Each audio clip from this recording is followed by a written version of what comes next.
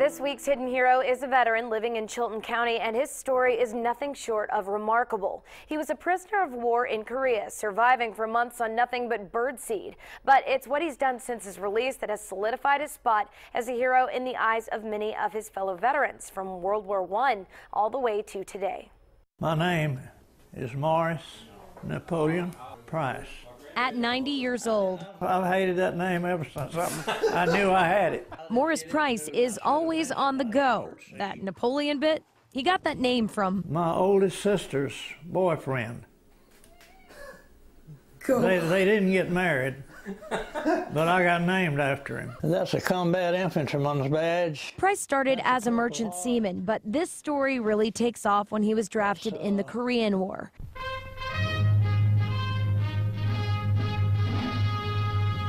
In the Battle of Heartbreak Ridge, Price was injured, ambushed, and captured. A bullet wound right through this nostril. Wow.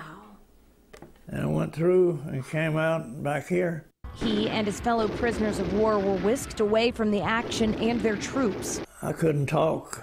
I couldn't drink water, and I constantly lost blood. After some months, Morris says they were handed over to the Chinese. He would become a cook, frequently making rice and bread. When we got released, they said, no more rice from Morris Price.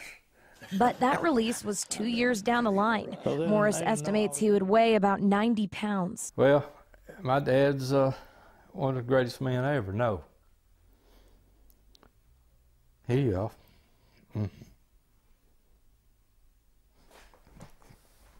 always taught us to be straight with what we did. Lying's the same as stealing. And if we did something, in his words, don't have it. When he got back from war, he had a new mission. Even World War I, they didn't know for a long time that all they had to do was apply for their the benefits. Morris got involved in a number of veterans groups, all the while making sure veterans got their benefits. He would even drive them to the office, walk them through the process. Remember him going over to people's house and talking to them and tell them what they could get. To this day, Morris doesn't need recognition for his efforts. He says most of the time after helping his fellow veterans, they simply part ways. They don't owe me nothing. They're entitled to it. They got it. They earned it.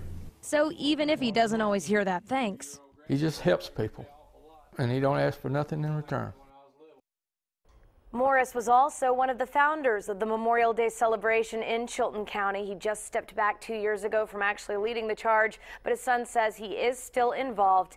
If you'd like to nominate a hidden hero, please send them to me, lee.garner@cbs42.com. So many questions I have about this guy, but he really went through a lot in helping others now. He absolutely did, and you know what? His son tells me that they are still working on getting his benefits.